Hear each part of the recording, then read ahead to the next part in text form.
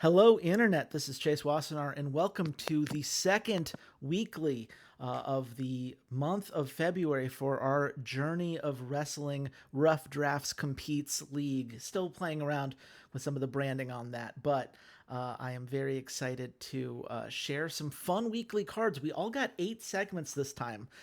Eduardo did not get an extra one to make up for the fact that he got one fewer segment last week. But we're making up for that segment loss by getting an announcer gain because I'm not just joined by Xander. Say hi to the nice people at home, Xander. Hello, hello. I am also joined by Walter. How are you doing, buddy?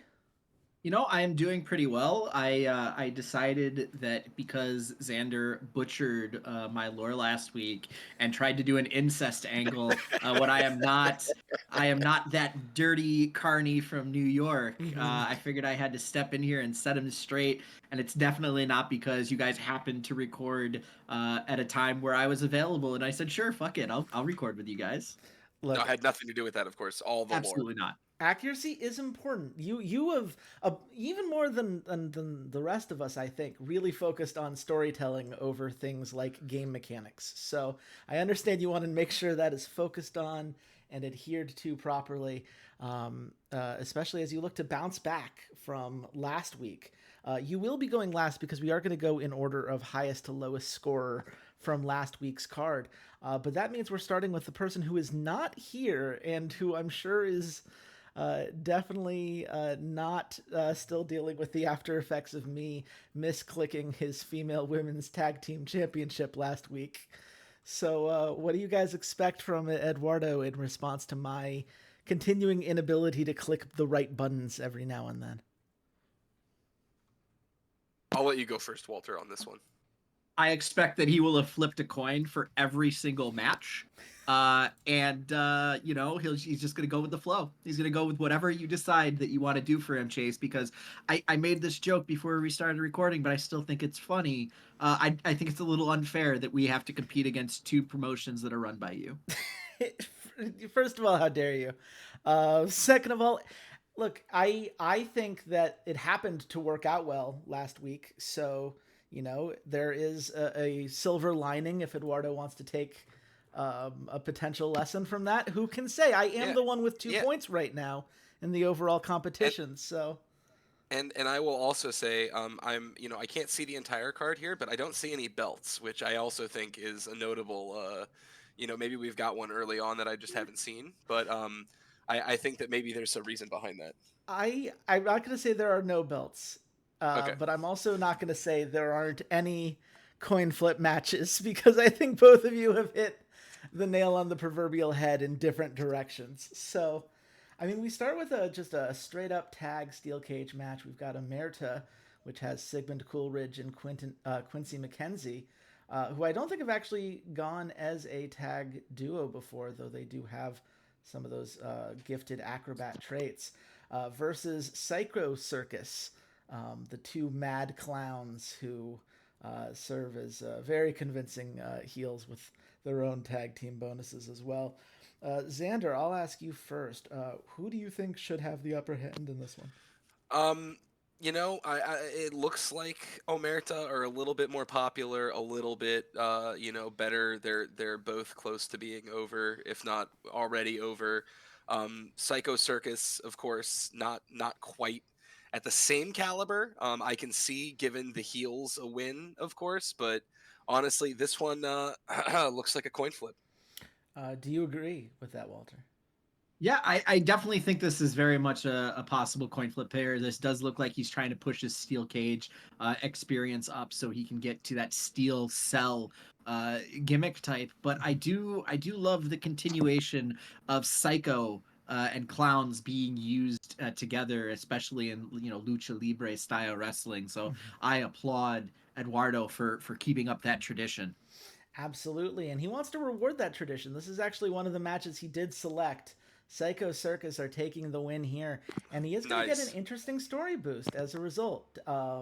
Emerita takes a little bit of an overness change, but they could take one. They were already quite over with the fans. But this has some big upside for Psycho Circus, so a well done opening match. And you were right that we're not getting any title belts, but we are getting a briefcase holder Okay, contract match, which I gotcha. guess implies that were Madison to win this match, she would take the contract away from Alyssa Rose, which would be quite the shift here. Alyssa Rose, obviously, outstanding 4-4, 21-year-old heel. Who has been incredibly hot for Eduardo so far. But then you've got Madison Marlowe, someone who is certainly has that high upside if she can get her overness and popularity to that next tier. Walter, do you think that Alyssa Rose has this one, or do you see an upset coming? I'm going to say you keep the belt on Alyssa Rose. This is something they do in New Japan quite often, where they have a briefcase holder for the main event match of Wrestle Kingdom, and they have the briefcase holder wrestle a few matches. Just keep them on the card, and give them some sort of thing to fight for rather than just waiting 6 months for Wrestle Kingdom to happen. But in this case, I'd say you keep it on Alyssa Rose. You doing the same, Xander? I would be doing the same. Yeah, Alyssa Rose holding it down. Yeah. I mean, she's incredibly talented. She's, been such a good performer so far. And she rewards him with a holy shit moment, our first of the night, suplexing Madison Marlowe onto the apron, and getting a nice bit of experience for the briefcase holder contract as well. That's one of those things with the Gold Rush that's kind of interesting, right? Is that the contract and the event have their own experience bars. So I guess he's going to be working to get both of them some love over the before he ultimately cashes in. But a 5-star match. This has got to be feeling very nice for Eduardo as he tries to continue his weekly streak. Whatever. The event package is fine. Vince Bailey. I think the other promotions will be happy to see that. Don't want to see Eduardo taking it too easily, and a solid work by Vince Bailey. He may or may not have been paid off in the back by Glory of Legends. We may or may not have slipped him a couple of 20s. Yeah. But then you again, paid him too? oh. I mean, to get him down to 55, I think we all had to chip in a little bit. I'm curious, Walter, does your video producer come from the same dumpster that ours got found in? Because Xander and I have definitely been angry towards our producer recently. No, she came from SUNY Brooklyn. Oh no! That's not a location, so I'll take that as New Paltz or Potsdam. Got it. In this alternate universe. If it was actually from where I went to college, their rival it would be Plattsburgh, since she's shit. But okay, there you go. There you go. There we go. go. SUNY Plattsburgh. Well, we are gonna move on here to our street fight match here. We've got Chakal Pro with El Arcangel de Fuego, bringing him into the ring. Not that has necessarily been helpful the last couple weeks, but he's up against Gabriel Rivera in what I believe is a hot feud. Xander, of these two, who are you giving the nod to here? This is tough. I mean, if it's me, I'm giving it to Chakal Pro. Chakal has Arcangel de Fuego and, is really close to that overness. Also could use a little morale bump. That being said, could be a coin flip. What about you, Walter? I would agree with Xander there. I think El Arcangel de Fuego doesn't pick losers, although it does seem like I haven't seen his wrestlers win that often lately. But Chakal Pro. Well, in Chakal Pro, I mean, he's not a tag team person, and he doesn't have anything in the win-loss column. I think Eduardo decided, look, if we're going to put him to use, we might as well give him a win here. And it has started with a 4+ star match. And a holy shit moment. Here we go. Chakal Pro hitting Gabriel Rivera with a lariat. Paying for the card. Yes, and most importantly for Eduardo, and this is something that I think another person on this call is hoping to see later on today. Street Fight has hit gold, which means that he's got unsanctioned LMS and ambulance matches moving forward. No longer will I have to ping Eduardo and say, sorry, you still don't have LMS matches. So I think we're all happy to see that. But we'll have to see how he makes use of those. For now, we get into a standard match here. Kind of our Walter Classic, if you will. This is just Nightmare Blue going head to head against Ty Flaw, two talented mid carders, both for work rates. Ty maybe a little bit more charismatic on the mic, but both very capable in a situation like this. Walter, who do you lean it towards? This is purely a coin flip. They look pretty similar to me. Popularities are about the same. Maybe a slight hint towards Nightmare Blue just to try and get him to that 800 popularity. But I think this is a coin flip match. What about you, Xander? I would give it to Ty personally, but Interesting. Why Ty? yeah. Well, because I think that Nightmare Blue still has a chance to get over, that 700 popularity if the match is good, and I would be wanting to push my 4-4 here. They both have 75% morale, but of course the face not having a single win yet. Your young guy who's the 4-4, I'm going to give it to him. Well, there are strong arguments on both sides, which is why Eduardo did leave it up to a coin flip.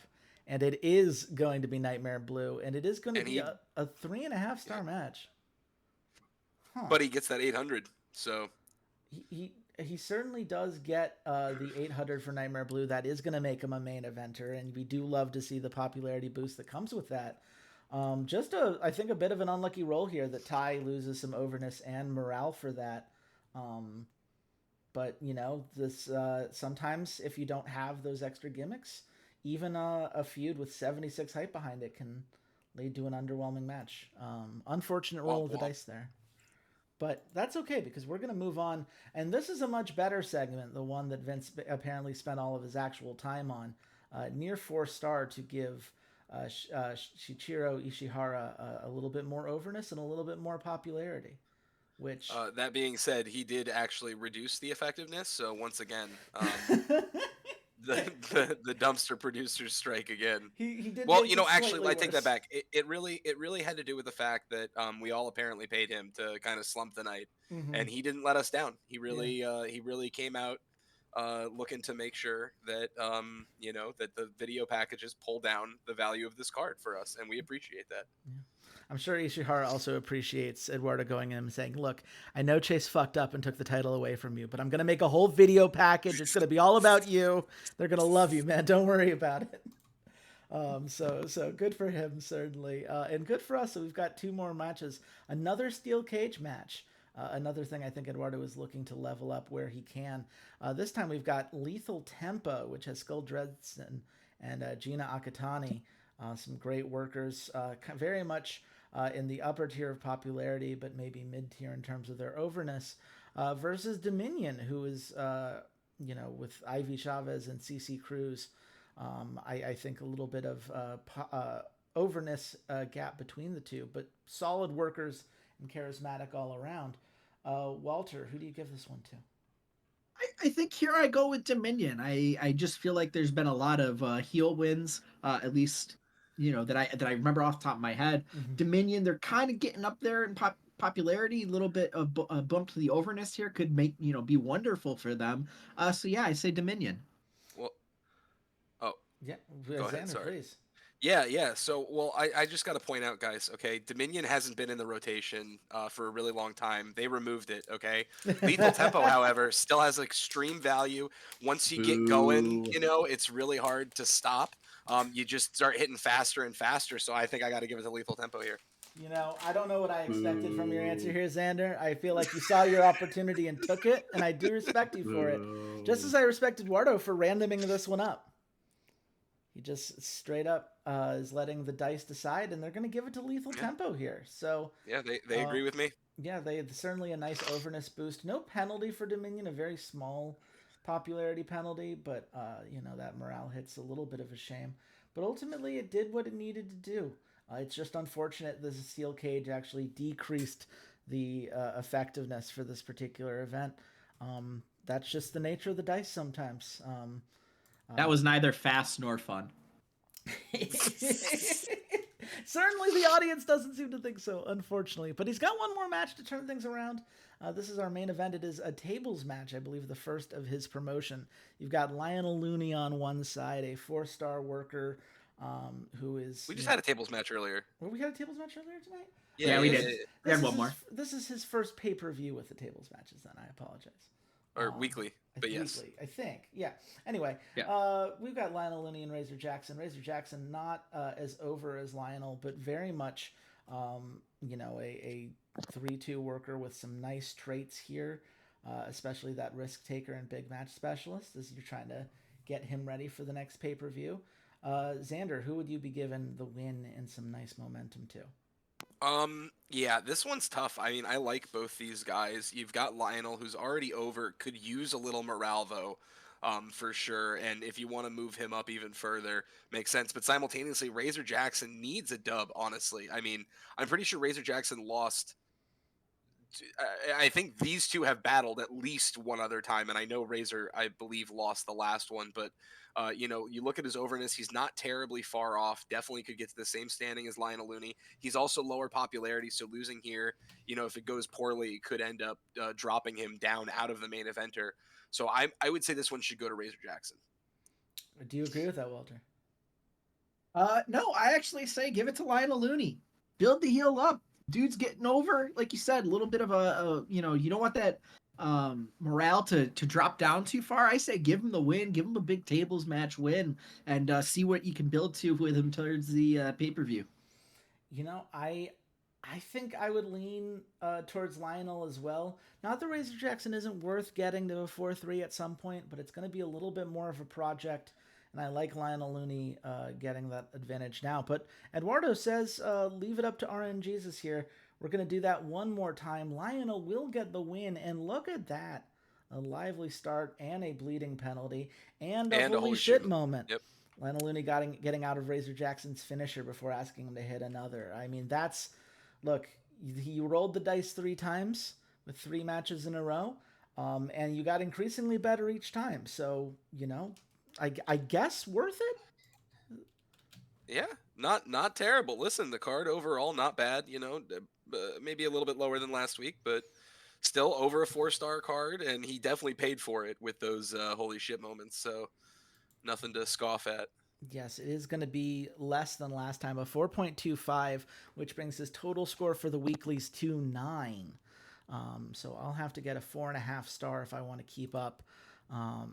And I will be up next. So, as I told you guys last week on the recording, first episode was for the Kingdom. This is for the Power, the Western Watch versus the Southern Sentries. And every match we see tonight is going to be playing off of that faction feud. So we start with Victor Magnus and Yellow Arrow. Yellow Arrow, of course, recently won a battle royale at the last pay-per-view. He is a main eventer face who would be doing so much work if his brother Red Arrow hadn't gotten injured in the very first pay-per-view at a 0.0% chance, which, the game really do be like that sometimes.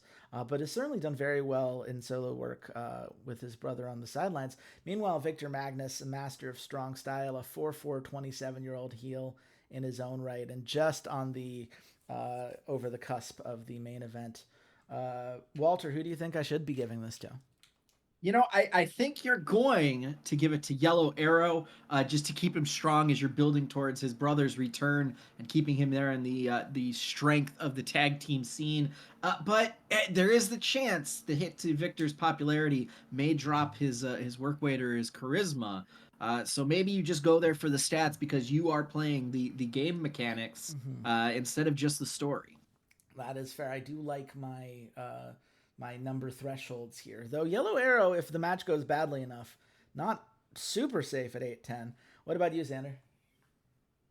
Yeah, I mean, it's tough. I probably give it to Victor here though. Victor need you almost guarantee that even if he likes the match but doesn't love it, he goes under that pop, and the morale's already 70. So yeah. Yeah, this is one of those. I really wanted to get a strong start to the feud, and Victor Magnus has a little bit more clout, I think, within his faction than Yellow Arrow does. I think he's like the second ranked wrestler in it. So wanted to make sure that that his faction got a strong start here. The Southern Sentries take the early lead.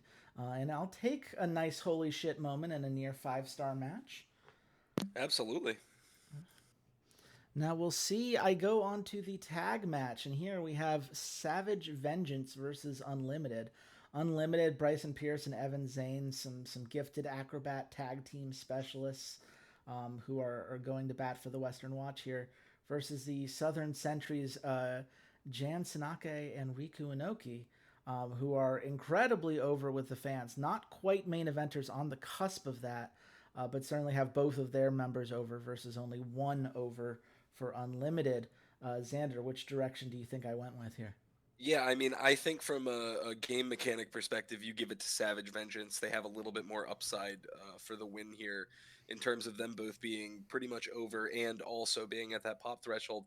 But I really want to take a moment to just point out, like, look how cool the dude on the far right looks, right? Mm-hmm. That guy just looks so much cooler than anyone else on this card. And he should just win for that reason, even though, you have a unique look. From Unlimited, but I Mm-hmm. mean, it's just a no-brainer. Like, dude with the sick tribal tat and the face mask, he wins 10 out of 10 times. I love Riku's look, though. I think Evan Zane's red and baby blue here is Yeah, also yeah, worth yeah. taking in. I Unique. Yes, indeed. This is the way that I built all of my custom uniforms when I played the backyard sports games back when I was younger. Just red and blue all the way.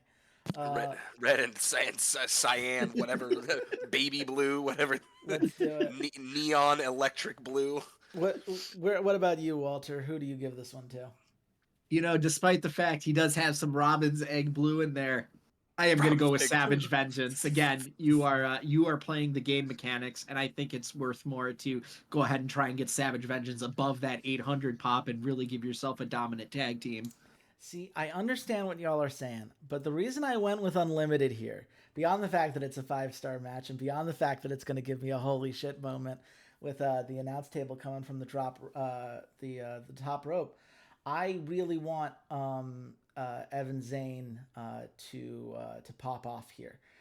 Okay. He is, on the verge of making it to that next, and if we have two 4-4s or a 4-4 and a 4-3 that are both using those tag specialists and whatnot, Unlimited has the chance to be really special. Whereas Savage Vengeance, even if they were to drop slightly in popularity, their overness was so far over the threshold. The fans love them. They're both 4-4s. They're going to continue to do great work.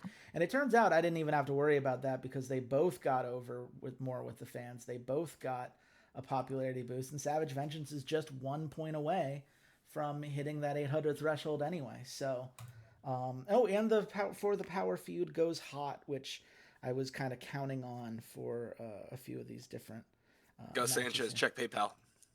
here. It is a minor hit, but I'll take a 9.5% overness increase and a 12 popularity increase for Jay Xavier.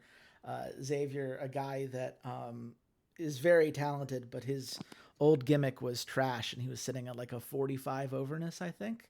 Had to completely remake that concept, and he's now a tough prize fighter. So hopefully that'll do some work for him in this next match, where he, Miracle Oda, and Johnny Scott are all teaming up as members of the Western Watch against Gerudo, Joey Smoking Gun Ace, and I believe that's Grim Oxley. As you can see, these are both great collections of talented, high work rate people. A couple of them are over, a couple from each team are not. So there's a lot less of a clear, like, gamified advantage here. So with that, Walter, since you're now trying to guess me on a story perspective, who do you think I gave the win to?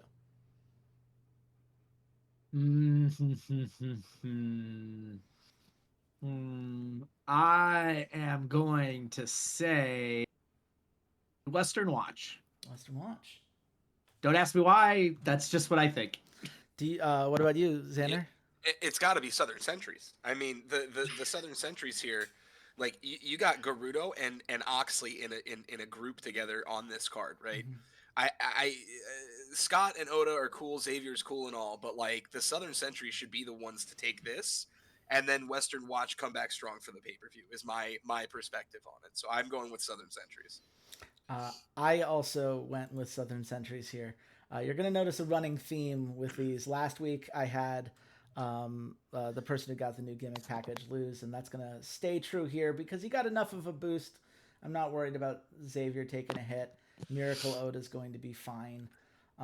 It's unfortunately only a 4-star match, but it did But you give get a me holy my, shit mo- three, yeah, my 90 points back, no big deal. yeah, my third holy shit moment of the night. I will admit, I spent a lot on this card, right? Like Yeah, the I that's quits fair. are That's fair. 30, You the did. eliminations I think are 25 for me. So like I'm basically going to go cash even on this, which is fantastic because the whole point is I'm going to get these for the kingdom, for the power, and for the glory feud so fucking high that my gold pay-per-view is not going to lose by a 90% of the fan gain to Xander in the next pay-per-view. That is my only No, goal. Oh, that is a good goal. All I right. This way, you'll only lose 50% of the oh, fans. how dare you? We'll see. We will see how your card fares in just a little bit, my friend. But for now, another decent package for Mana Unleashed. Just getting people excited for the pay per view, and I Gus will Sanchez, totally don't check remember. PayPal. I'm not sending another hit. That was too high. I wanted a 3-star. Yeah, well, you're not going to get it tonight, and that is the last. Actually, there is one more package. You could still fuck this up, Okay, good. but All for right, Gus now, Sanchez. Hold off. Check your PayPal again in a little bit. we've got the Western Watch versus the Southern Sentries again. This time a 2v2. Mikey Dolan and Gavin Smith versus Ryu Otake and Lucas Meltzer. Meltzer, one of those guys who's not popular, but he is over. Ryu, one of those guys who is popular, but not quite as over as I'd like him to be. And meanwhile, with the Southern Sentries, they're both very much in that upper mid card. Mikey Dolan, Gavin Smith, dedicated wrestlers who have put in some work to stand out here. Xander, who do you think I'm giving this to? I mean, Southern Century's just won. And so maybe it goes to Western Watch also because I know Lucas Meltzer's a very talented wrestler Mm-hmm. who I can see you trying to push up the card. So I do. If it's me, I'm giving it to Western Watch here, just on those two things alone. Definitely not trying to increase my score with the critics by giving Meltzer a win. Walter, what do you think? I'm glad you made that joke because like every time I see Meltzer on here, that's immediately what I'm thinking is Mm-hmm. like, okay, is that his dad? Is his dad the one that's giving the ratings? But I'm gonna say Western Watch as well. I think just give the baby faces a win. The Southern Century's just won. Yep, I agree with you both. And look at the overness gain from both. There must have been, yeah, they got a hot match because now the power feud is hot. And Ryo Otake, this was what I wanted. He is now starting to get over with the fans. That was a plus 7.5% overness change for him. Um, Pretty much everything I can ask for. No holy shit moment. Only 4 stars. But as far as furthering my character, so to speak, we're gonna call that mission accomplished.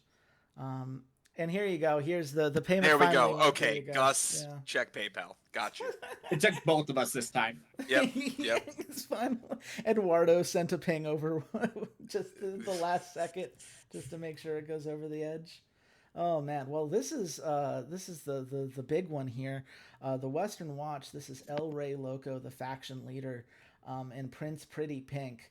Who just recently fell off of the 1,000 threshold, no longer considered a face of the company, versus Adrian Lorenzo and Alpha Jackson, two 4-4 heels who would love nothing more than to throw as much salt as possible into the wound.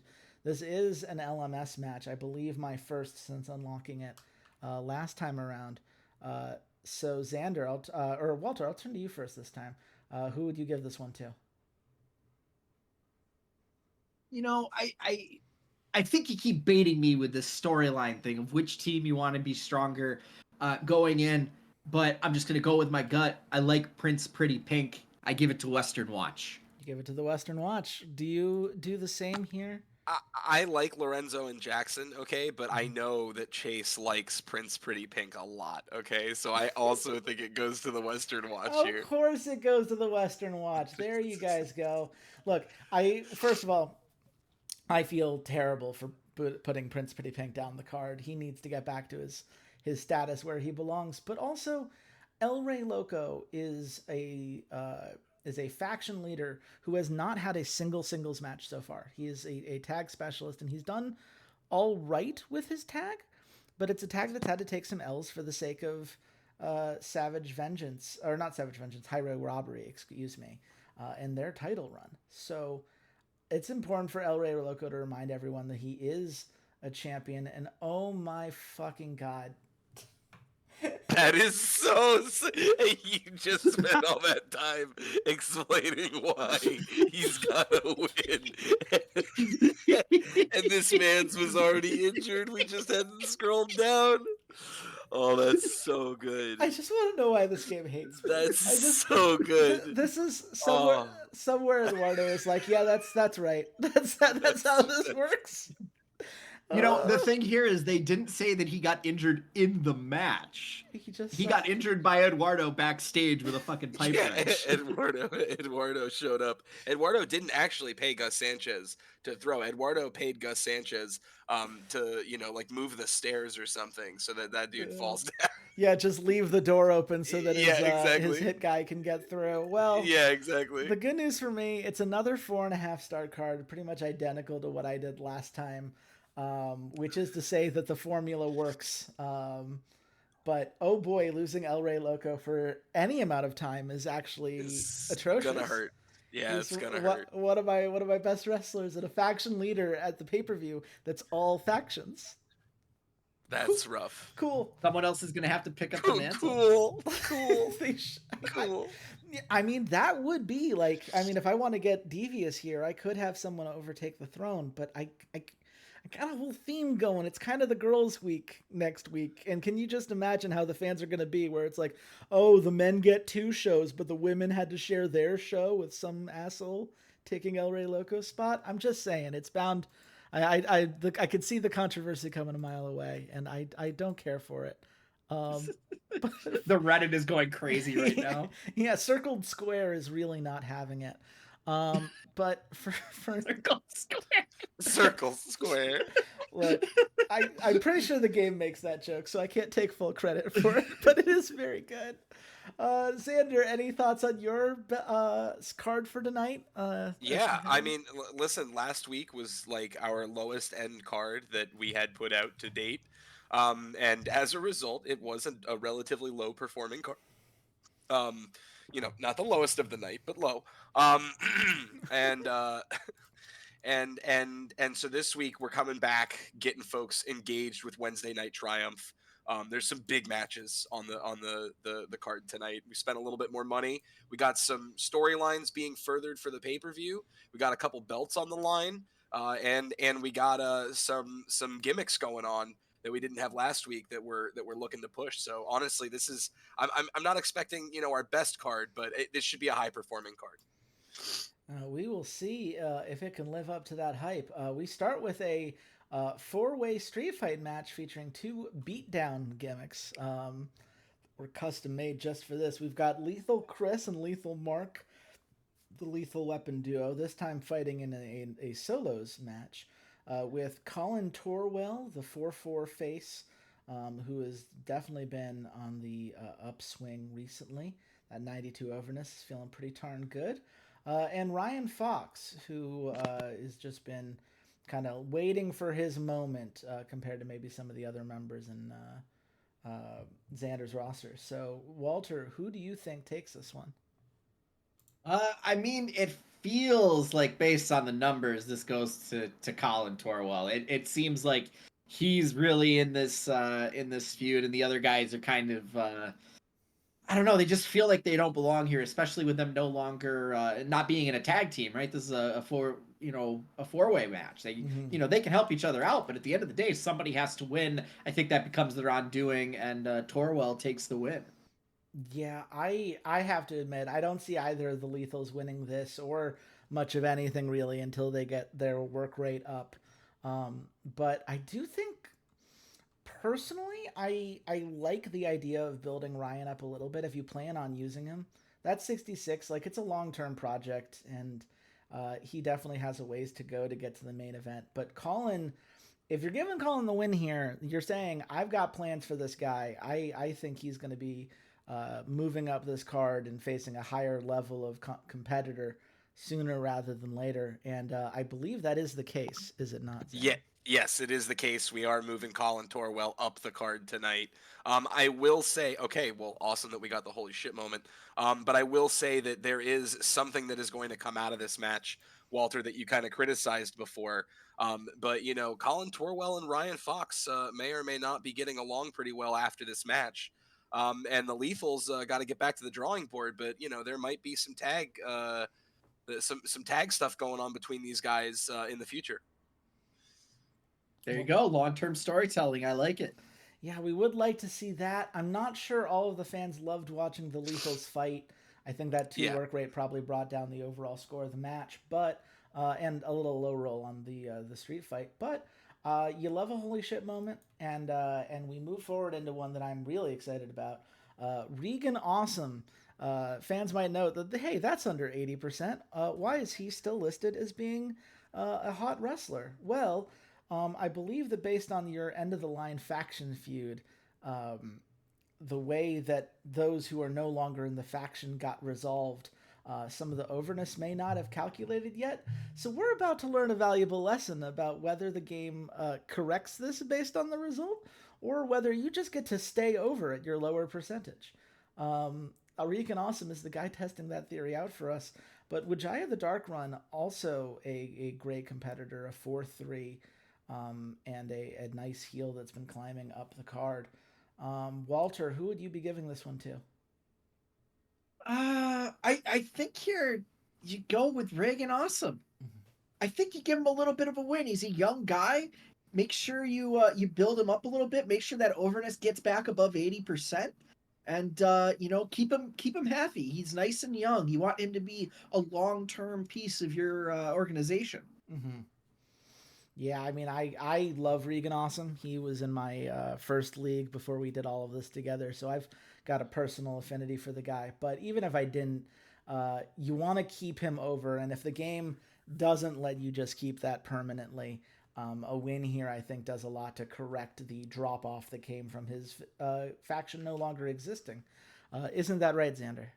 That is correct. We're giving it to Regan Awesome tonight. This guy's been a top performer. Unfortunately, Brigantia just or the band of brigands just disbanded. So you know, obviously not happy with where the card is going right now in terms of the star performance, but everything else has been great. You know, we're moving the folks up that we want to move up. They're getting their performances in. Street Fight just not working out for us tonight, unfortunately. But we are getting the holy shit moments. So more than paying for itself, given that we have Street Fights already to a gold caliber. So we're actually making a good bit of money tonight. Yes, the money is definitely coming in. This is one of those theories we're going to have to test because your stable obviously does a lot of street fights because there are only 5 creativity points for you to use, and if Walter's realist idea of how this mechanic should work would be true, perhaps there are diminishing returns to having so many street fights on a week to week, card to card basis. I'm not sure. That's just a theory that I think we'll have to continue to follow as you unfortunately take some low rolls tonight. But still, you're paying. You're certainly profiting off of this card so far. So you've got that Yeah, going we've for made you. we've made 50 creativity points tonight, so I'm not going to cry about it. And importantly, again, Regan and Colin getting those bumps that we wanted to see them get, especially Regan, that 2% morale change. And You know, the 3% overness gets him to 81. So even if the yep. game was going to punish him, it's certainly not going to anymore. That's what you love to see. You don't love to see 59% morale for Marcelo Reyes. A very No, nice. but not to cut you off, but Monticello is being reassured. She is someone we want to see a lot more of. She got the win last week, of course, Mhm. very notably, and she's starting to make her way back up the card after finishing some feuds with some with some lower end folks. And as a result, we've got her, Kotasaru, who is one of our most notable heels, and then Jade Gatlin, who has been in a lot of matches, but not been a sort of. She sort of just been there for a lot of our matches, even though we wanted to highlight her sooner. This is an opportunity to get her and Kotasaru there, while also having Maricela present, with the kind of heat that she's been bringing lately. So I like this card a lot. I'm curious to hear your guys' thoughts on it. Yeah, Walter, I mean, he basically narrowed it down to a 50-50 for you. Who do you think is getting the win here? Yeah, this is one hell of a match that you're putting together. Based on just the morale, I would have said Marcela Reyes to begin with, but clearly you said, "Hey, we're taking care of her. We're assuring her on the sideline."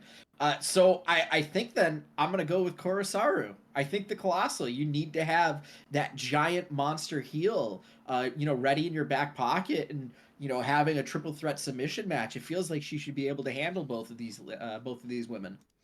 Yeah, Kurosaru is the one I would pick for this as well, and it is the one that you've selected, Xander, unless anything has changed since we Nope, last wrote nothing it has down. changed. It is going to Kotasaru. You guys nailed it tonight. That's who gets it. Yeah, and certainly you like not too many no overness decreases, a little morale decrease from Marcella, but you knew that was going to happen, and you've already made your plan accordingly. I think a nice start to the feud for Kurosaru and Jade Gatlin. That immediately jumping to a 56 has got to be feeling pretty good. Yeah, that's what we wanted to see tonight. And look at And that another holy holy shit shit moment. moment. There's 3 matches, 3 holy shit moments. Yeah. Say what you will about some of these early scores, but you are doing your best to catch up to Walter's That's a 70 creativity that's a reserve. 70 profit tonight so far that we've turned out. So Hey, if you want to stay in the business, you got to keep them points flowing in, right? So, yep. especially before this gold pay per view, we'll see if you can continue to make use of them.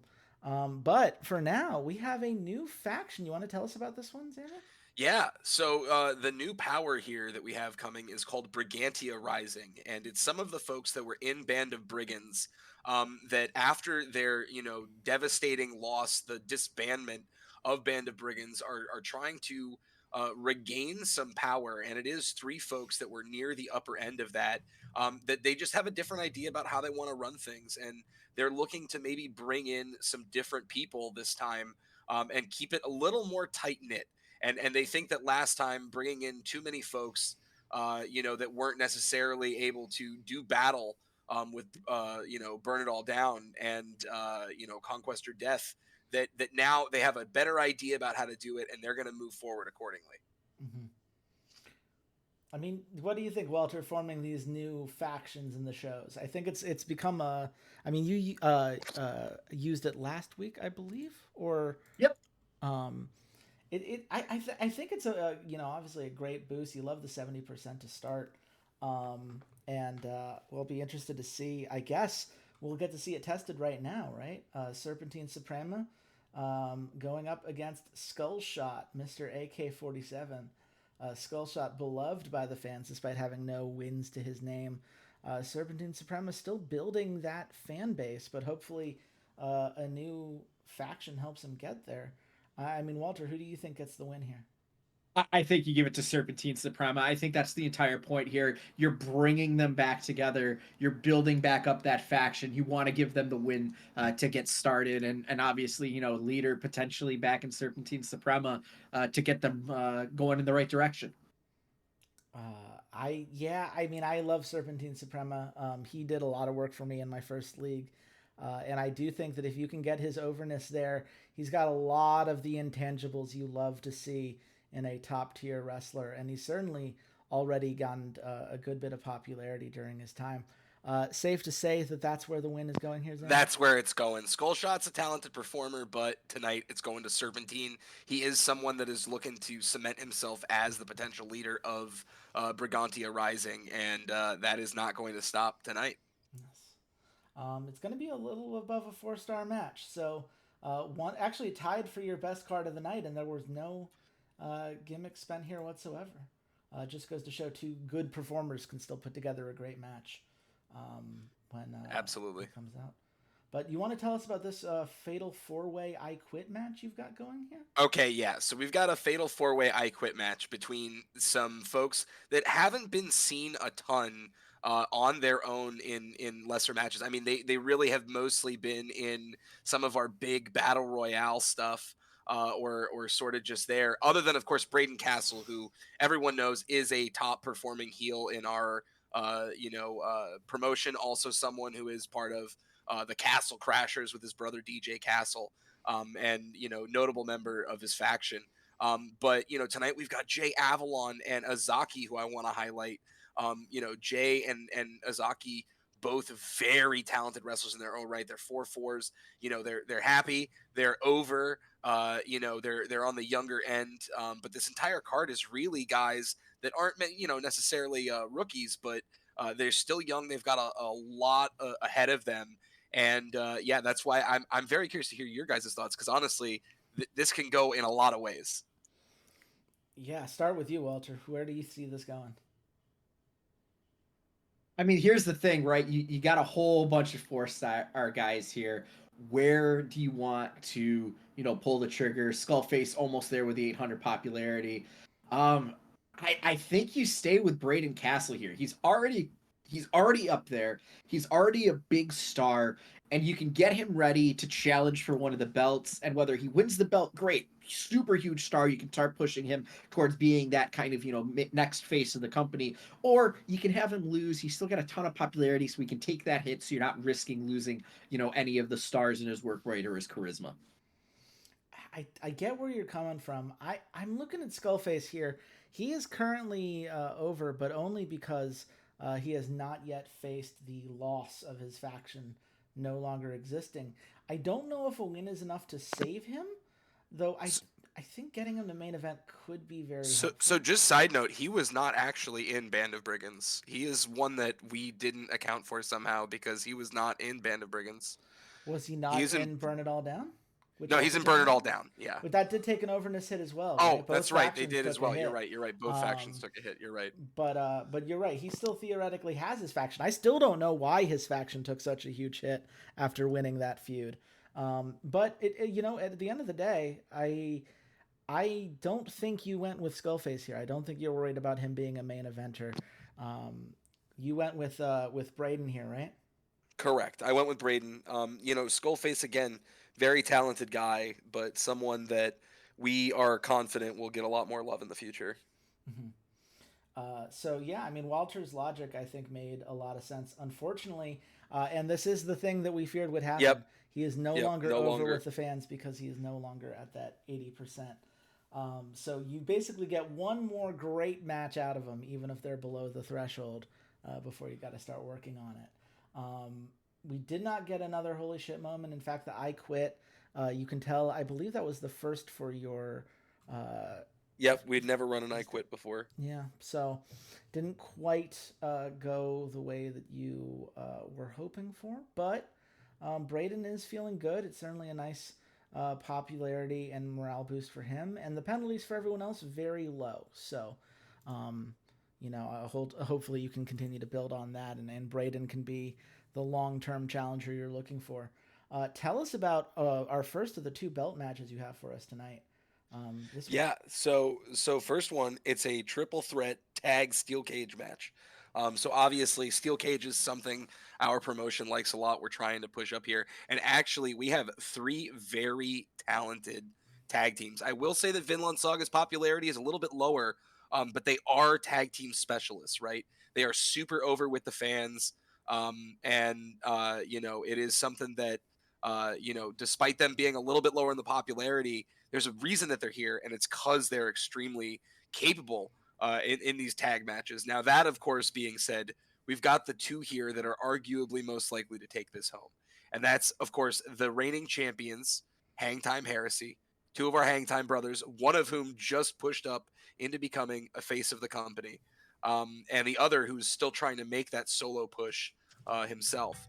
And then below that, we've got Deadly Blossom, who is another group here with Haika, who is a women's champion, and Hanada Shiroki, another super talented women's wrestler for us. This is, I believe, their first tag that they've ever wrestled. But Yes. you're going to be seeing a lot of them. And so tonight it is between Hangtime Heresy and Deadly Blossom, with Vinland Saga, coming in to put the work in, and do their tag team specialty and maybe get an upset. What do you guys think is going to happen? I mean, I defer to you first, Walter, because I know where it's going already, and I just get to click the buttons, hopefully the right one. Yeah, I know it's gonna stay with the hang time heresy. I think that's pretty obvious where you're building towards. That being said, putting Vinland Saga here in this position, you really hope that with this level of match, that they can bring that popularity up even higher, and maybe at the pay-per-view, maybe in a couple of pay-per-view cycles, they'll be that kind of contender that can finally beat the hang time supremacy. But I just don't feel confident picking against them today. Yeah, I think we all know that this is the Hang Times world that Yep, we're all it's still it's going living to in. Hangtimes. But will say I like Deadly Blossom a lot as a duo. I'm glad they're getting their first match in that regard. Those are some very talented workers. Then maybe not tag team specialists, and I would imagine in the lore, right? They're still learning how to be great as a duo rather than just great individually. Whereas Yep. Vinland Saga, like I love, it's a shame that they keep taking the L's, but I think you've built two incredibly popular competitors, right? The fans don't care that they're 0 and Yeah, 4. so I'm pretty sure that they've actually had a positive outcome for every match they've been in as a tag. Mm-hmm. I do I do believe that literally, even though they've had 4 losses, they've only moved up with every single loss. So Yeah. they know what they're here to do. And There's a holy once shit moment. again, there's a holy shit moment. I'm pretty positive that Wolf Klein has netted at least 3 holy shit moments in his time.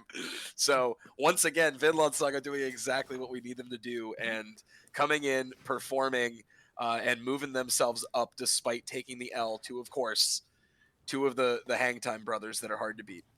Yeah, it is. It is one of those, like, sometimes you need some people in your company who are great at losing, who know how to make the losses hit no matter what their record is, and that's one hell of a hot match. That's a gimmick increase for Heike. Not that she really needs it, but we'll take it But we'll anyway. take it. And an Yeah. over 4-star match. Yeah, I think if you're gonna want to get one more really nice one to bring this card home. If you want to feel good about the score that you're looking towards. But it is a women's heavyweight title. Tell us about this ambulance match you got here. Yeah, so Ume and Emily, of course, has won all of her matches. This feud really just getting going here in a more intense way, and I think I don't want to spoil anything, but I think it's pretty obvious what we're building toward. Okay, Mm-hmm. and Emily Everett and Ume, that feud is going to it's already pretty hype. It's going to get insane. Mm-hmm. Yeah, Walter, where do you see this going? I mean, like you said, it's pretty clear where you're headed towards. Emily Everett's going to take the win, especially in a match like this where you have Asahi King to help you out. Keep the ambulance door open. If you somehow get in there, help you try and close it. Maybe you send them into the ambulance to hold Ume Emiko down while you close the door. There's a lot of stuff that you can do with it, but the belt's going to stay here on Emily Everett. Yeah, it sure is. Well, let's just hit the button here and like a nice 4.5-star match. I do like, it's one of those you obviously want, in an ambulance match. I always feel like the heels should have the upper hand, but this is an only monster feud between two beloved heels. So you really couldn't go wrong as long as you're building that hype up. And you do get a little bit of a bump here. No holy shit moment, no additional. But you do No. actually decrease the cost of your ambulance matches moving forward. Yep, and that's what we want to see, and of course the women's heavyweight championship still getting that XP. Our belts still getting the important XP bonuses that we were looking for. And And again, I would have liked to see some of our. Oh, and we unlocked steel cells. I was gonna say you got your So steel cage to a gold, which means its ratings are better, yes, and steel cells are now here. Which which heading was a into goal this pay per tonight. view, I have to Yes, imagine something we're gonna see. Yeah, so just kind of after action review, we're really happy that this card, completely paid for itself. Obviously, we're a little bummed with the 4.25. We were looking for a 4.5 plus tonight. I think a lot of these matches were good. They pushed the narrative we wanted to push. They did that. Just a couple of, just a few underperforming matches from where I feel that they should have been. Maybe it was the game, maybe it was just some stuff we set up beforehand. Maybe a couple of the gimmicks we chose could have been swapped around. But at the end of the day, we're still very happy with this card, especially from the profitability standpoint. That was a big card for us. It certainly it made you a lot of points. It furthered some stories that needed to be furthered, and it was better than last week's card. It does put you at 8.25 stars across both of your cards so far, trailing Eduardo and I, who are now tied for 9 points. Walter, you would need 5.25 points on this to catch up in that regard, which you did do at the pay-per-view. But I imagine we see at least a couple titles here. What were your goals as you put this one together? So here's the thing, right? Last week, I gave my stars a rest. I said, listen, we're going into a gold pay-per-view. I'm gonna try and put as many people on the card as possible. Go home, spend the week with your families. We're gonna use some of the lower tier people. We're gonna use some newer people, get them out there. We got some unhappy people. We're gonna get them out there. We're gonna give them some matches.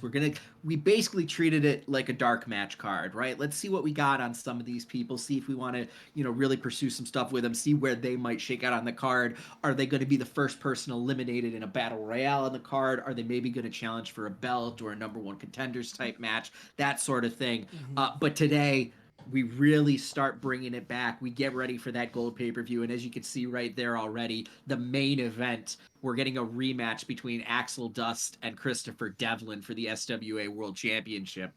But to start, we are going to show one of our faces of the company. He got a new gimmick. He is now a stoic shoot fighter in Heizo Ogawa. This is going to be the first time that we're going to show him. And, he came up to me. He said, hey, boss, I haven't been on a card yet. What's going on? And I said, listen, we trying to play out some other things, but I have a plan for you. It's going to start at the next pay-per-view. Let's get you out there in a match. Let's show you what you're capable of. And I'm throwing him against a stud here in Alexander Palmer. Where do you guys think this match is going to go in this street fight? Xander, I'll start with you. Yeah. I mean, I like, Heizo Ogawa was a guy we were looking at recruiting. But I do think that, actually they're both at the same morale. So, oof. I don't want to see Heizo take too much of a hit given the discrepancy in popularity. But I also see a really valid reason for giving it to Alexander. However, again, that overness is right there. The a lot of the stats in me want to give this to Heizo for a lot of reasons. So I would say Heizo. Not just the stats. I mean, you just heard Walter explain. We got plans for you, Heizo. And if you have plans, it can't start with a loss to a guy with 750 popularity. So are we right that this is Heizo's match here? This is Heizo Ogawa's match to win. Like I said, I've got plans for him. I need to get him going. You're gonna see quite a few street fights here, and hopefully we can see what's going on. Wow. Okay. So a couple things. One, Heizo lost 5 morale winning this match. Clearly, the over 200 point differential between he and Alexander Palmer, something he did not feel great about this being his opening match. I would not have expected that, given that we're still talking about an upper mid carder who's such a good worker. But Heizo had some strong feelings. Alexander Palmer's happy to be here. Certainly, he got the morale boost from it. But unfortunately, despite getting a holy shit moment with a hard headbutt from Ogawa, this is going to stay just under 4 stars as a match. But some valuable experience for street fights. You, with a couple more of those, you should be leveled up and have some access to some more gimmicks. I certainly hope so. Yeah, that feels like a tough roll of the dice to me. But we move on to a championship match here that I'm sure a lot of fans will be excited to see. I did not mean for this to be a championship match. Well, Jesse Mallory, your Mildred S. Robinson Cup champion. I guess it's a championship match. She didn't tell me that she wanted to put the belt on the line. Yeah, Jessie Mallory. She came up to me and she said, "Listen, like I fought Norma Moons, I fought Trixie Albright. Like, hey, can we get me somebody a little bit better?" And I said, "Well, you wanna face one of the people who's fought for the women's title?" And she's like, "Yeah, yeah, sure, absolutely." So I said, "Okay, Aiko, Haruka, you two, go at it. And you know what? There's going to be a bunch of plunder out there left from the opening match. Just go ahead and fucking use it yourself." And I guess she said, "Fuck it. I really want to prove myself. Here's the belt. Let's challenge for it and see what happens." Yeah, it's one of those. I keep the belt on unless someone explicitly tells me to take it off. I will keep that in mind moving forward. But Gotcha. I'm curious now that you know that wasn't planned. Xander, does that change who you think wins this match? I mean, I could see Aiko taking it then. But in me, looking at these two wrestlers, I still think Jesse has the most to gain from winning this. Mhm. And Aiko doesn't have a whole lot to lose, given that Jesse's such a talented wrestler and a belt holder. That I think that you give this to Jesse, kind of abstract of the belt. Um, and hopefully both of them move up in the card here. Aiko gets to that main eventer status, and Jesse gets a big step closer. Yeah, I mean I think Jesse has this as well, and perhaps this is why I didn't even blink about the title. Just such a strong worker, beloved by the fans, but someone who needs to get that popularity up there. She needs to have wins like this Ico win if she's going to propel herself to the main event status where she belongs. She certainly believes she has the potential. Do you, Walter? Absolutely, Jesse Mallory. This was not supposed to be a title match, but hey, I guess they knew better than me, right? I guess they knew better to put the belt on there, go out and have a really good show. It certainly seems to have added. They both get a popularity boost as a result. Aika also getting the overness and morale boosts. So it's a big everybody wins moment. Not no other holy shit moment, but you do get a little bit more prestige to the belt. The belt likes having some action with it on the line, and you did get the street fights leveled up, which means the injuries goes down, and the unsanctioned LMS and ambulance matches have now been unlocked for the SWA, which I'm sure will come into play as we prep for this gold pay per view. You have made me so happy, video game. Thank you. Thank you so much. Finally, the video game did a good. Oh man. Well, we'll see if they can keep this going. We've got Connor Creedon versus Assassino here. Tell me what brings these two together. So here's the thing, there is a little bit of a feud that has been going on between Dominus Tenebris and the lads that has stemmed from New Year's Slam. If we remember correctly, Christopher Devlin did beat Connor Cretin at that pay-per-view for the world title, and Connor, he came to me and he said, "Hey, I want a rematch. I want another chance at the belt." And I said, "Hey, I'm not against that idea. Let me see what's going on." So I took the contract to Christopher Devlin. I said, "Hey, Connor wants to face you again. I think that might be a really good idea for you to do that." And he said, "No." Mm-hmm. He said, "No, no, no, no. If I've beaten Connor, why would I face him again?" And I said, "Well, because I'm your boss." And he said, "No, I have a lawyer." So I said, "Come on now. Let's come to some sort of an understanding here." And he said, "Okay, you know what? Assassino, he's my bodyguard. He's my guy. Mm-hmm. If Connor Cretin can beat him, I'll let him face me for the title." Yeah. And that's what we have here. Connor Cretin is uh, is is facing Assassino to see if he gets a shot in the main event at at the next pay per view at Road New Beginnings. So that's what we got here. Yeah, I love that story. I love, we have seen Assassino as that bodyguard heading to the ring every time Devlin comes out. And given that narrative, I think Connor is going to take this one. I imagine, I look at Assassino and certainly he's close to that overness boost, and you can always make an argument, build up another strong heel and get him to that 4-3. But at the end of the day, Assassino is a bodyguard, not a champion, and Connor Creedon wants to become a champion, and so this is the match that he needs to win if he has that upside. Xander, do you believe that Christopher Devlin's bodyguard Assassino can pull off an upset here? Or is Connor Creedon going to get himself his shot at a second shot I, at the I title belt?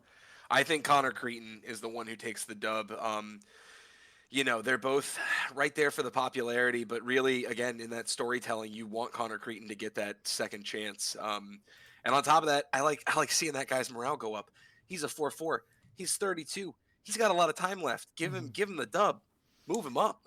You giving him the dub, Walter? I am giving him the dub. I want him in the main event. So we're gonna make that happen here. Connor Creed, he is going to win, and I can confirm our main event for New Beginnings will be Christopher Devlin versus Connor Cretin, a rematch of New Year's Slam. Hell yeah. I am hyped for that match. Those are some. I mean, Christopher Devlin and Connor Creedon both actually had an extended feud in my first league, so I've got an affection for this exact storyline that you're building. I did not have an Assassino. You've put a nice twist on it that direction, and I wish the game rewarded you a little more for that. These are two great workers. Bro, this is bullshit. But This is bullshit. I don't know what to tell you, man. The good news, look at that hype for the main event. Dude, That's why does Amelie do such good work? Like, out of everyone's producers, I swear, Amelie never, like, she really doesn't miss on this stuff. It's so annoying. I was about to tell her to check PayPal, and honestly, it just, I'm really disappointed. I'm really disappointed in her ability to continue doing good work. well, you see the SWA bank account. Clearly, Walter can pay to be bribe protected. That's really what It we're also learning it here. also helps that I have some Premiere Pro experience, so I double check That's some stuff. Premiere Pro experience for sure. Absolutely. Oh my goodness. Well, we've got the Kingdom and the lads here. Walter, can you tell us about this 3v3 match that we've got ahead of us? Yeah, here's the thing. The Kingdom they just debuted at the Heritage Cup. Drew King here came out, announced himself to the SWA audience. We did see Parole on a Roll get a win over Eternum, although they were missing Wesley Lee Morris, one of the trio's champions, so it wasn't for the belt. And this is, Drew King introducing himself to the world and showing off again his tag team here in Pocket Rockets. Pocket Rockets and Neon Wings having quite a bit of a feud down in the Indies before the promotion even started. They are definitely one of those tag teams that no matter where they went, they always seem to circle around each other for championships. And then we have Chase. Because I want to punish you, Chase. So here's Chase. Mm-hmm. Yeah. I have a feeling I know where this one's going, but Xander, do you want to take a guess? Yeah, I want to say it's not going to Chase. No, I don't think it's going to Abstract Chase of either. anything that possibly happens, any storytelling that might be intermingled between the other guys, I know who it's not going to, so the Kingdom take it. Yeah, look, I like the Neon Wings. I hate that they're taking an L for my sins. But I do know that this is going to the Drew King. And oh, look at that. A nice 4-star match. Everybody benefits. Even Chase benefited from that match. You love to see it. Walter is displeased. No, you know what? I don't mind letting somebody build themselves up because it's all the sweeter when you take their knees out from underneath them. Oh man, yeah, I'm not looking forward to the Chase squash match 8 weeks in a row.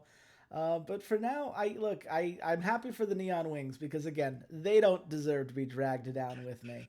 All right, boys, we're gonna run this one back next week. I hope you're okay with it.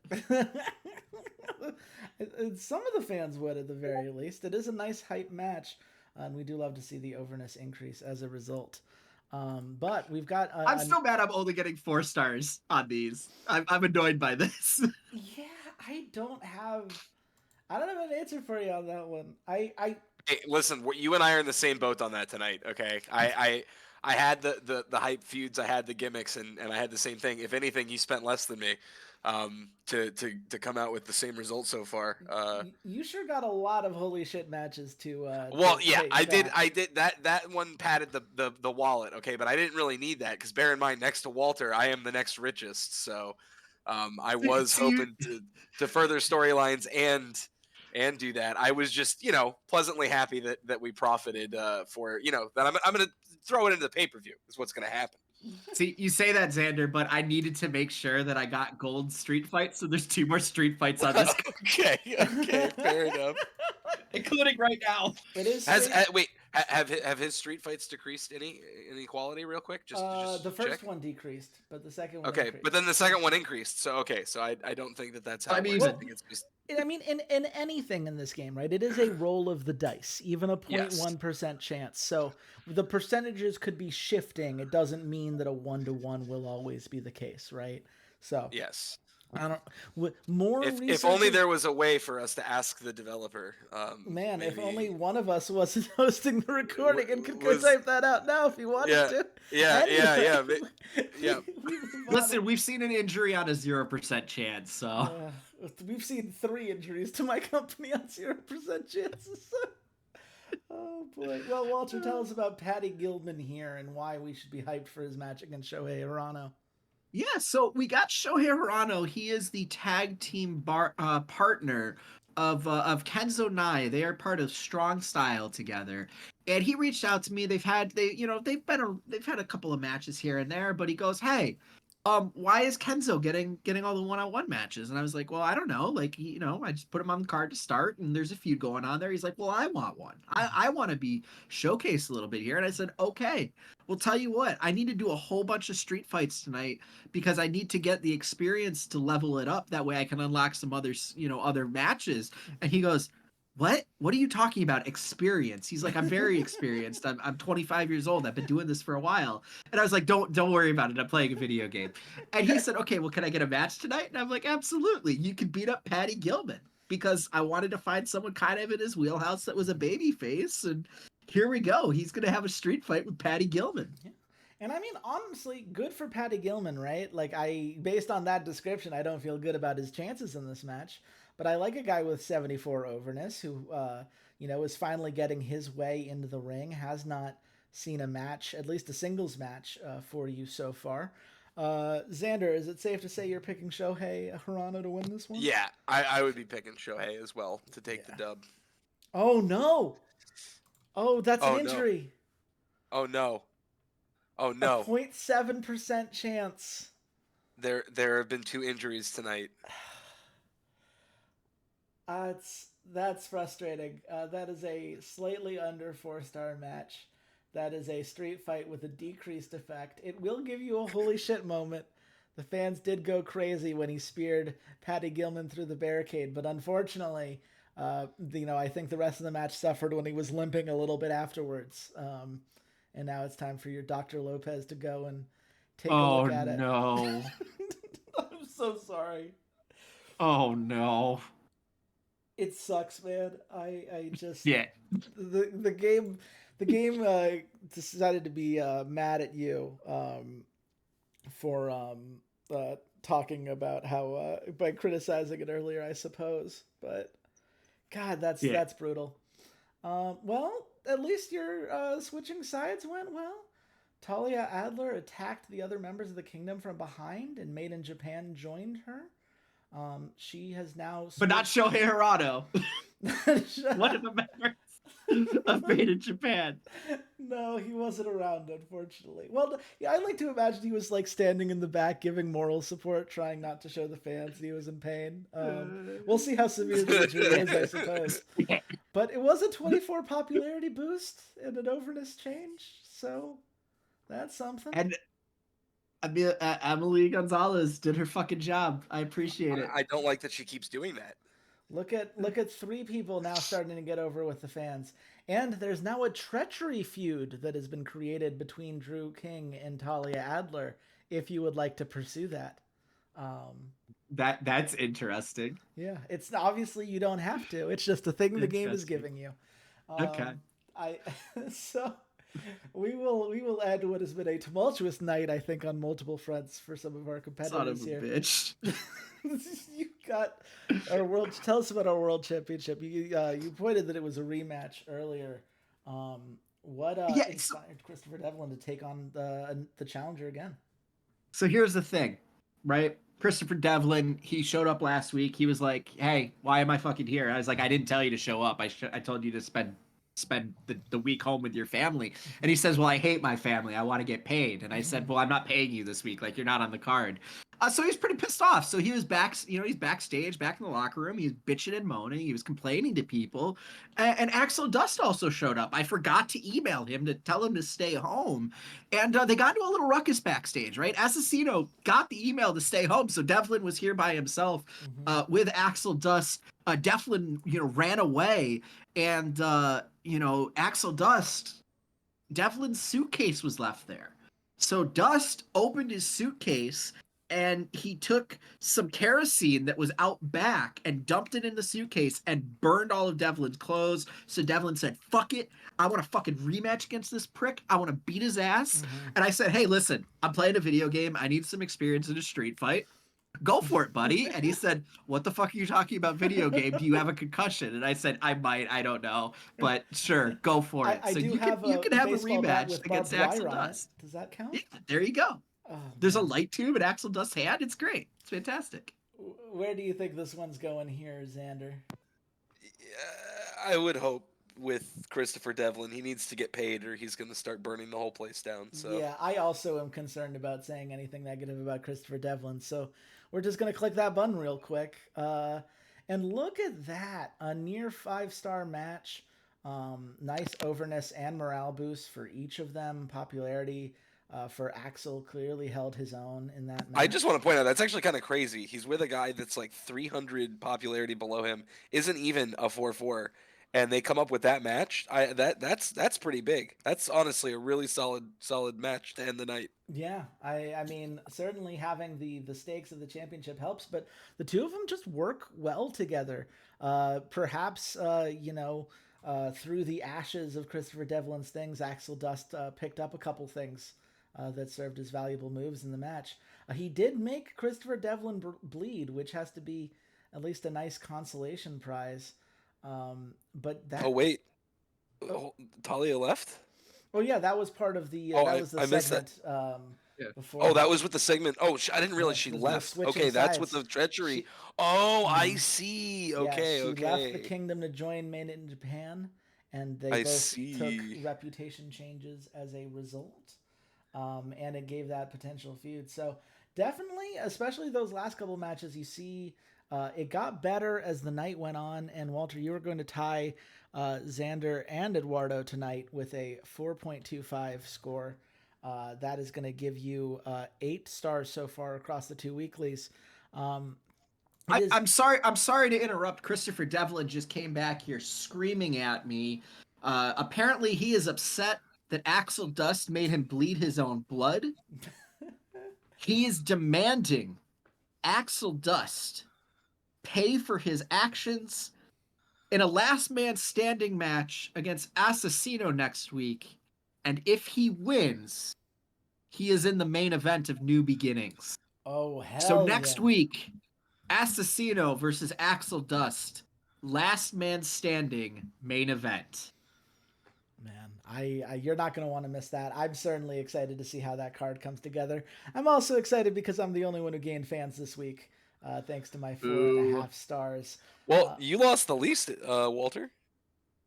yeah, your card compared to where your fandom was at building the hype. I think a lot of things went right. I think you got a couple very bad rolls, which I'm sure you're tired of hearing.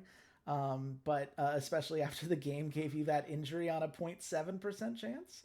But we see what some of these storylines are capable of building. And we see your packages continuing to come together well because the story here is strong. We will see. I think there shouldn't be any. Oh, Eduardo gets a second charge on hypnosis.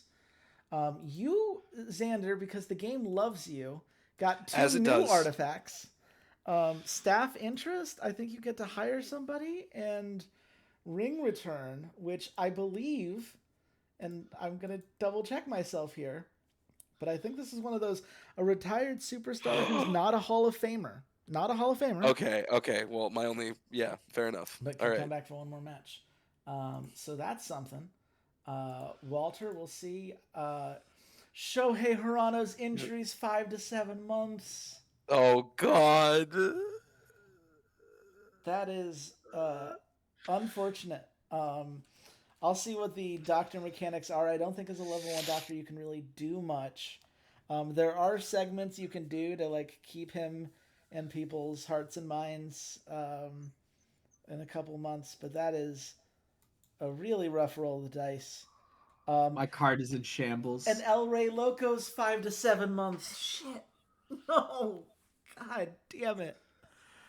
That's not worth those fans. I would gladly give all of those fans back to not have El Rey Loco out for 5 to 7 months. Well, oh yeah, and Kaio Jade's leaving. So I don't know if that had been finalized with the last time we recorded this, but I am going to be down one of my female members. So yeah, anyway, thanks y'all so much for watching. It really felt like the cards were doing well and being a fun time until those last couple injury rolls came through here. But we will be back hopefully in a couple days to wrap up the last of the weeklies, get ready for the gold pay-per-view, which that stream should be happening on well, let me actually double check my schedule before I announce a date. But thank you guys so much for watching. Any final thoughts to the fans, y'all, before we close out here? Walter, you can go first. Okay, Walter is not going first, so Why, I will go. Why? Oh, go. Why? Why Shohei? Why Shohei? Why did you go to the LA Dodgers? Why? Oh, buddy. And my final thoughts are that my card was secretly higher, so Asterisk. I don't know. Asterisk. Asterisk. Tonight I low rolled a bunch tonight actually. Which the game then rewarded me by giving me 2 artifacts. So at the end of the day, I paid for my card, I profited off my card, and I got 2 artifacts. So I guess I'm not allowed to be that mad. I'm still gonna be sad because I think the game should have loved me just a little bit more. So I also would have stayed in contention for winning the weeklies. But I guess I can't win in literally every single regard because I also had no injuries tonight. Honestly, I was not sure if that would be a restriction placed upon you by this game, but we found out today, I suppose. Man, well, I look forward to battling Eduardo. He and I both tied at 9 stars across the 2 weeklies so far. So unless we both screw up and Xander gets a full 0.75 point lead over both of us, or Walter a full star lead over both of us, that is the weekly feud to fight, and plenty of quite an exciting pay-per-view coming up. So until then, thanks for watching, and goodbye, Internet.